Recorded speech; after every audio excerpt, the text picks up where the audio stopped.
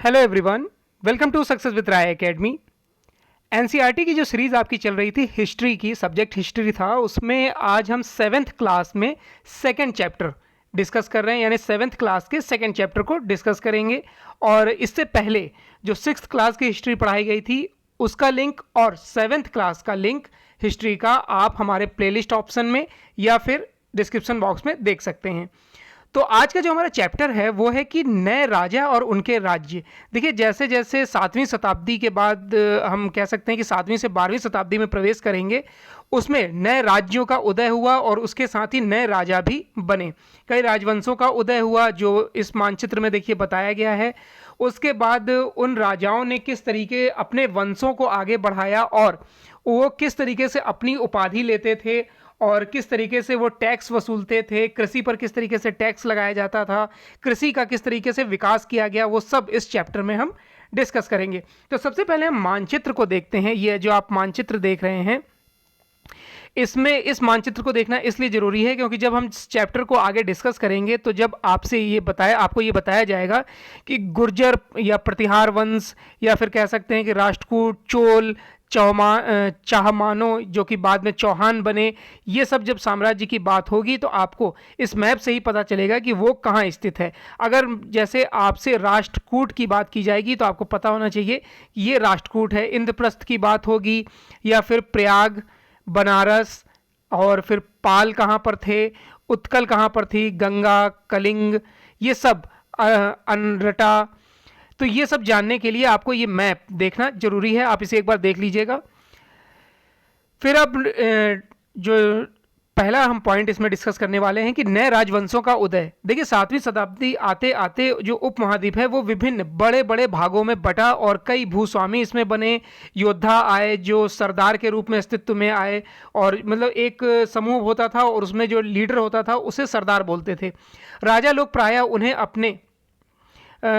उन्हें अपने मातहत या कह सकते हैं कि सामंत के रूप में मान्यता देते थे। तो जो सरदार थे वो राजा के अधीन होते थे और उनको कई चीज़ों की आप कह सकते हैं कि जिम्मेदारी दी जाती थी और उनसे उम्मीद की जाती थी कि वो राजा के या फिर अब उनके जो स्वामी होते थे उनके लिए काफ़ी उपहार लाएंगे, उनके दरबार में हाजिरी लगाएंगे, उन्हें सैन्य सहायता प्रदान करेंगे। यानी कि जो सरदार होते थे उन्हें कहीं ना कहीं राजा की हेल्प करनी होती थी, उन्हें गिफ्ट्स देने होते थे ताकि वो खुश रहें। और अधिक सत्ता और संपदा हासिल करने पर सामंत अपने आप को हुआ क्या कि जैसे जैसे कुछ सामंत या सरदार ऐसे थे जो ज़्यादा आप कह सकते हैं संपदा हासिल कर लेते थे या फिर ज़्यादा शक्तिशाली होते थे, तो वो अपने स्वामी के अधीन रहना पसंद नहीं करते थे। वो क्या करते थे, अपने आप को महासामंत या फिर महामंडलेश्वर यानी पूरे मंडल का महान स्वामी स्वीकार घोषित कर देते थे और वे अपने स्वामी की अधीनता को स्वीकार करने से मना कर देते थे, यानी कि अपने आप को स्वतंत्र घोषित कर देते थे। अगर हम एक उदाहरण की बात करें तो दक्कन में राष्ट्रकूटों का जो शासन था उस शुरुआत में वे कर्नाटक के चालुक्य राजाओं के अधीन थे। 8वीं सदी के मध्य में एक राष्ट्रकूट प्रधान दंती दुर्ग ने अपने चालुक्य स्वामी की अधीनता स्वीकार करने से मना कर दिया और उन्होंने उसको हरा दिया और हिरण्यगर्भ, जिसका अर्थ होता है सोने का गर्भ, नामक एक अनुष्ठान किया और यह अनुष्ठान ब्राह्मणों की सहायता से संपन्न किया गया। तो हम ये मान सकते थे कि जो याजक था या जन्मना क्षत्रिय ना होते हुए भी क्षत्रिय के रूप में दोबारा क्षत्रित्व प्राप्त करते थे। यानी कि जब वो अपने आप को महामंडलेश्वर घोषित कर देते थे तो क्षत्रिय बन जाते थे, क्योंकि राजा जो होते थे वो क्षत्रिय और राजपूत ही होते थे। राज्यों में शासन या प्रशासन, देखिए इन राजाओं ने कईयों महाराजाधिराज यानी राजाओं के राजा, त्रिभुवन चक्रवर्ती यानी इस टाइप की उपाधियां ले रखी थीं। इसी तरह की अन्य भारी भरकम उपाधियां भी इन्होंने धारण कर रखी थीं। लेकिन इस तरह के दावों के बावजूद वे अपने सामंतों और साथ ही साथ किसान, व्यापारी, ब्राह्मणों के संगठनों के साथ भी अपनी सत्ता की साझेदारी करते थे। यानी कहीं ना कहीं उन्हें उनकी हेल्प लेनी होती थी तो साझेदारी करनी ही पड़ती थी। इन सभी राज्यों में उत्पादकता के आधार पर आप कह सकते हैं कि किसान, पशुपालकों, कारीगरों से संसाधन इकट्ठे किए जाते थे या कह सकते हैं कि अक्सर उसे टैक्स बोला जाता था। यानी कि जो उनसे संसाधन लिए जाते थे एक टैक्स के रूप में या लगान मानकर वसूल किया जाता था, क्योंकि प्राप्त करने वाला भूस्वामी होने का दावा करता था। अब जाहिर सी बात है, जब कोई एक राजा है और दूसरे से ज़मीन का टैक्स लेता है तो वो कर ही होगा, और वो इसलिए लेता है क्योंकि वो खुद एक राजा है। अब ये 400 कर क्या है, यहाँ पर देखिए तमिलनाडु में शासन करने वाला चोल वंश के अभिलेखों से विभिन्न किस्म के करों के लिए 400 से ज़्यादा सूचक शब्द मिले हैं। और इसमें जैसे अगर मकान का छत डालना होती थी तो उसके लिए भी टैक्स लिया जाता था, खजूर का पेड़ लगाना होता था तो उसके लिए भी टैक्स लिया जाता था, सीढ़ी बनाई जाती थी उसके टैक्स लिया जाता था, पेड़ पर चढ़ने के लिए टैक्स लिया जाता था। तो ये कई ऐसे टैक्स थे जो लिए जाते थे। ये संसाधन राजा की व्यवस्था का वित्तीय आधार बनते थे, यानी कि ये जो टैक्स लिया जाता था वो राजा की आय होते थे, जिससे वे अपने खर्चे करते थे, युद्ध के संसाधन इकट्ठा करते थे लड़ने के लिए, और जो लूट में राशि मिलती थी उसको भी वो प्रयोग करते थे, व्यापारिक मार्गों में प्रयोग करने की संभावनाएं तलाशते थे। राजस्व वसूली के लिए पदाधिकारियों की नियुक्ति सामान्यतः प्रभावशाली परिवारों के बीच में की जाती थी और प्रायः वंशानुगत होती थी, यानी कि जब टैक्स वसूलने की बात आती थी तो कुछ प्रभावशाली जो परिवार होते थे उनके लोगों को इसमें नियुक्त किया जाता था, और बाद में ये जो पद है वो आनुवंशिक होता चला गया, यानी कि पिता के बाद पुत्र, फिर उसका पुत्र, इस तरीके से ये पद आनुवंशिक होता चला गया। और कई बार इस पोस्ट पर राजा के करीबी लोग पहुंचते थे। प्रशस्तियां या और भूमि अनुदान। देखिए प्रशस्तियों में ऐसे ब्यौरे होते हैं जो कह सकते हैं सत्य नहीं हो सकते थे, लेकिन ये प्रशस्तियां हमें बताती हैं कि शासक खुद को कैसा दर्शाना चाहते थे। मिसाल के तौर पर सूरवीर, विजय योद्धा के रूप में वे बोले जाते थे। ये विद्वान ब्राह्मणों द्वारा रची गई थी, यानी कि ये जो बातें हैं वो पोस्ट हैं वो ब्राह्मणों द्वारा रची गई थी जो अक्सर प्रशासन में मदद करते थे। अब नागभट्ट की उपलब्धियां। देखिए नागभट्ट ने अपनी उपलब्धियों का बखान किया है, जैसा कि हमने पिछली क्लास में 6th क्लास में पढ़ा था। शासक समुद्रगुप्त ने अपनी उपाधियों का बखान किया था। संस्कृत में लिखी गई ग्वालियर मध्य प्रदेश में पाई गई एक प्रशस्ति में प्रतिहार नरेश नागभट्ट के कार्यों का वर्णन किया गया है। आंध्र, सैंधव, विदर्भ, महाराष्ट्र का हिस्सा, कलिंग, उड़ीसा का हिस्सा के राजा उनके आगे तभी धराशायी हो गए जब वे राजकुमार थे। उन्होंने कन्नौज के शासक चक्रयुद्ध को विभाजित किया। राजा लोग प्रायः ब्राह्मणों को भूमि अनुदान में पुरस्कृत करते थे। ये तामपत्रों के अभिलेखों से मिला है। इस तरीके के देखिए तामपत्र लिखे गए थे। ये कुछ तामपत्र यहाँ पर दिखाए गए हैं। और जो जीतते थे तो उसके बाद कुछ आप कह सकते हैं कि ब्राह्मणों को भूमि दान कर दी जाती थी।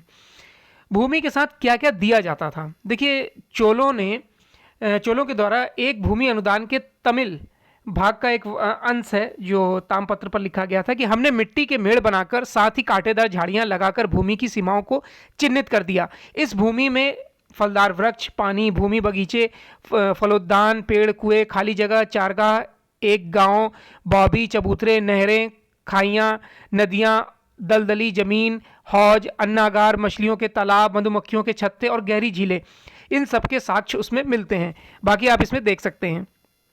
12वीं शताब्दी में एक वृहद संस्कृत काव्य की भी रचना की गई जिसमें कश्मीर पर शासन करने वाले राजाओं का इतिहास दर्ज है। इन्हें कल्हण नाम एक रचनाकार द्वारा रचा गया था। कल्हण ने अपना वृत्तांत लिखने के लिए शिलालेखों, दस्तावेजों, प्रत्यक्षदर्शियों के वर्णनों और पहले के इतिहासों समेत अनेक तरह के स्रोतों का इस्तेमाल किया था। धन के लिए युद्ध किया जाता था। ये तो बात जाहिर सी है कि जो राजवंश थे, राजा थे, अपना शासन चलाने के लिए युद्ध करते थे और युद्ध में धन एकत्रित किया जाता था।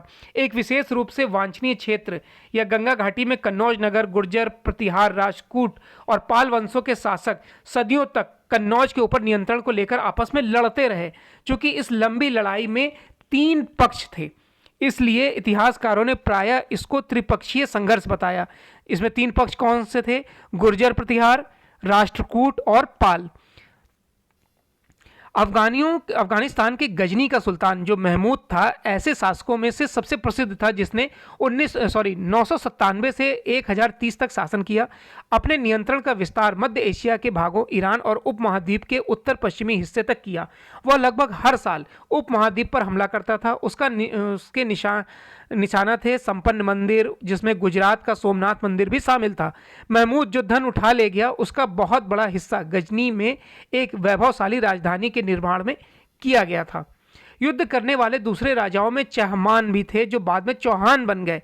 वे दिल्ली और अजमेर के आसपास के क्षेत्रों में शासन करते थे। उन्होंने पश्चिम और पूर्व की ओर अपने नियंत्रण क्षेत्र का विस्तार करना चाहा, जहां उन्हें गुजरात के चालुक्यों और पश्चिमी उत्तर प्रदेश के, आप कह सकते हैं कि, गढ़वालों से टक्कर लेनी होती थी।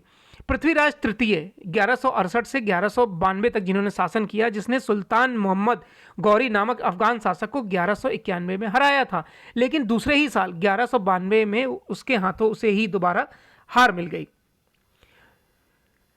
अब यहां पर उदयपुर से तंजावुर तक देखिए चोल वंश जब सत्ता में कैसे आया। यहां पर देखिए जो ये मैप दिया गया है, इसमें आप देख सकते हैं इसको कि चोल वंश सत्ता में कैसे आया। कावेरी डेल्टा में मुट्रियार नाम से प्रसिद्ध एक छोटे से मुखिया परिवार की सत्ता थी। वे कांचीपुरम के पल्लव राजाओं के मातहत थे। उरैयार के चोल वंशीय प्राचीन मुखिया परिवार के विजयालय ने 9वीं सदी के मध्य में मुट्रियारों को हराकर इस डेल्टा पर कब्जा जमाया, जहां तंजावुर शहर और निसबुद्दीनी देवी मंदिर का निर्माण कराया। भव्य मंदिर और कांस्य मूर्ति कला। देखिए राज और राजेंद्र प्रथम द्वारा बनाए गए तंजावुर और गंगई कोंड चोलपुरम के बड़े मंदिर स्थापत्य और मूर्ति की दृष्टि से एक चमत्कार हैं। चोल मंदिर अक्सर अपने आसपास विकसित होने वाली बस्तियों के केंद्र बन गए। ये शिल्प उत्पादन के केंद्र थे। ये मंदिर शासकों और अन्य लोगों द्वारा दी गई भूमि से भी संपन्न हो गए थे। इस भूमि की उपज उन सारे विशेषज्ञों का निर्वहन करने में खर्च होती थी जो मंदिर के आसपास रहते थे और उसके लिए काम करते थे। पुरोहित, मालाकार, बावर्ची, मेहतर और संगीतकार, नर्तक इत्यादि। दूसरे शब्दों में मंदिर सिर्फ पूजा आराधना के स्थान ही नहीं थे, वे आर्थिक, सामाजिक और सांस्कृतिक जीवन के केंद्र भी थे। मंदिरों के साथ जुड़े हुए शिल्पों में सबसे विशिष्ट था कांस्य प्रतिमाएं बनाने का काम। चोल कांस्य प्रतिमाएं संसार की सबसे उत्कृष्ट कांस्य प्रतिमाओं में गिनी जाती है। ज्यादातर प्रतिमाएं तो देवी देवताओं की होती थी, लेकिन कुछ प्रतिमाएं भक्तों की भी बनाई गई थी। कृषि और सिंचाई की अब बात करते हैं। चोलों की कई उपलब्धियां कृषि में होते हुए नए विकासों के माध्यम से संभव हुई। इसमें छोटी छोटी शाखाओं में बांटा जाता है इसे। ये शाखाएं बार बार पानी उलीचती हैं, जिसमें किनारों पर उपजी मिट्टी जमा होती रहती है। शाखाओं का पानी कृषि, विशेषतः चावल की खेती के लिए आवश्यक आर्द्रता भी मुहैया कराता है। हालांकि तमिलनाडु के दूसरे हिस्सों में कृषि पहले ही विकसित हो चुकी थी, पर 5वीं या 6ठी सदी में आकर ही इस इलाके में बड़े पैमाने पर खेती शुरू हुई थी। देखिए एक ये तरीका बताया गया है। कई जगहों पर ये जो आप पिक देख रहे हैं उसमें ये कृषि का ही एक तरीका है। कई जगहों पर फसलों की सिंचाई कृत्रिम रूप से करना जरूरी था। सिंचाइयों के लिए कई पद्धतियां अपनाई गई। कुछ इलाकों में कुएं खोदे गए, कुछ अन्य जगहों पर बारिश का पानी भी इकट्ठा किया गया, सरोवर बनाए गए। सिंचाई के लिए काम में योजनाओं की जरूरत होती थी, श्रम और संसाधनों की व्यवस्था करनी होती थी। इन कामों को देख रेख करना, तय करना, पानी का बंटवारा, ये सब नए शासक, साथ ही साथ गांव में रहने वालों के लिए गतिविधियों की सक्रिय रूप से दिलचस्पी दिखाई जाती थी। साम्राज्य का प्रशासन। देखिए प्रशासन किस प्रकार संगठित था। किसानों की बस्तियां जो उर कहलाती थीं, जो किसानों की जो बस्तियां होती थी उसे उर कहा जाता था, सिंचित खेती के साथ बहुत समृद्ध हो गई थी।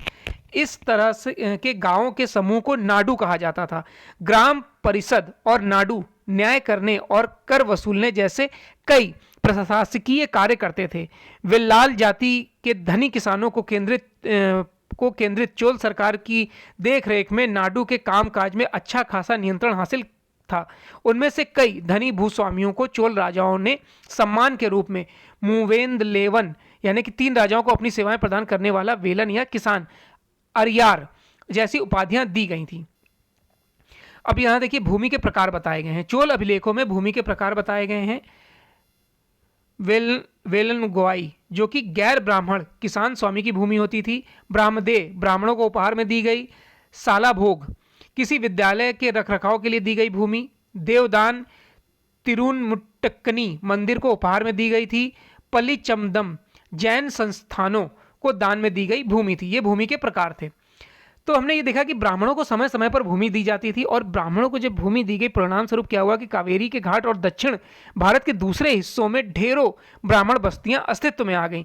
प्रत्येक आप कह सकते हैं कि ब्राह्मणदेव को देख रेख प्रमुख ब्राह्मण भूस्वामियों की एक सभा द्वारा किया जाता था, यानी कि जो भूमि की देख रेख थी वो एक ब्राह्मणों की सभा द्वारा किया जाता था। ये सभाएं बहुत कुशलतापूर्वक कार्य करती थीं। इनके निर्णय शिलालेखों में प्रायः मंदिरों के पत्थर की दीवारों पर ब्यौरेवार दर्ज किए जाते थे। नगरम के नाम से ज्ञात व्यापारियों के संघ भी अक्सर शहरों में प्रशासनिक कार्य संपादित करते थे। तमिलनाडु के चिंगलपुट जिले में उत्तर मेरूर में से प्राप्त अभिलेखों में इस बात का सविस्तार वर्णन किया गया है। अभिलेखों और लिखित सामग्री देखिए, उत्तर मेरूर अभिलेख के अनुसार सभा की सदस्यता कैसे मिलती थी। सभा की सदस्यता के जो इच्छुक व्यक्ति थे उनके लिए भूस्वामी होना जरूरी था, यानी कि जहां से वो भू राजस्व वसूला जाता था। उनके पास अपना घर होना चाहिए, 35 से 70 की उम्र होनी चाहिए, वेदों का ज्ञान होना चाहिए, प्रशासनिक मामलों की जानकारी होनी चाहिए, ईमानदार होना चाहिए, पिछले 3 सालों में किसी समिति का वो सदस्य ना रहा हो, जिसने अपने या अपने संबंधियों के खाते जमा नहीं कराए हो, वह चुनाव नहीं लड़ सकता था। तो अभिलेखों में राजाओं और शक्ति संपन्न पुरुषों के बारे में तो जानकारी मिलती है, लेकिन यह जानना खास मुश्किल है कि साधारण मर्दों और औरतों का जीवन इन राज्यों में कैसा था। 12वीं शताब्दी की तमिल कृति में एक उदाहरण इसमें दिया गया है कि अडनूर की सरहदों पर फूस की पुरानी छाजों, ये देखिए उतना इंपॉर्टेंट नहीं है, इसे आप पढ़ लीजिएगा, इसलिए मैं स्क्रीन को रोक दे रहा हूं। उसके बाद है ताग वंश के युग का चीन। चीन में ताग राजवंश के तहत एक साम्राज्य स्थापित हुआ जो लगभग 300 वर्ष तक 7वीं सदी से 10वीं सदी तक सत्ता में रहा। इसकी राजधानी सियान दुनिया के सबसे बड़े नगरों में से एक थी, जहां तुर्की, ईरानी, भारतीय, जापानी, कोरियाई आया जाया करते थे। तांग साम्राज्य परीक्षा के माध्यम से नियुक्त की गई नौकरशाही द्वारा प्रशासित होता था। इन परीक्षाओं में हर इच्छुक व्यक्ति बैठ सकता था। अधिकारियों के चयन की यह व्यवस्था कुछ बदलावों के साथ 1911 तक कायम रही। उसके बाद ये क्वेश्चन है, आप चाहें तो इसे देख सकते हैं, सॉल्व कर सकते हैं। स्क्रीनशॉट ले लीजिएगा पहले।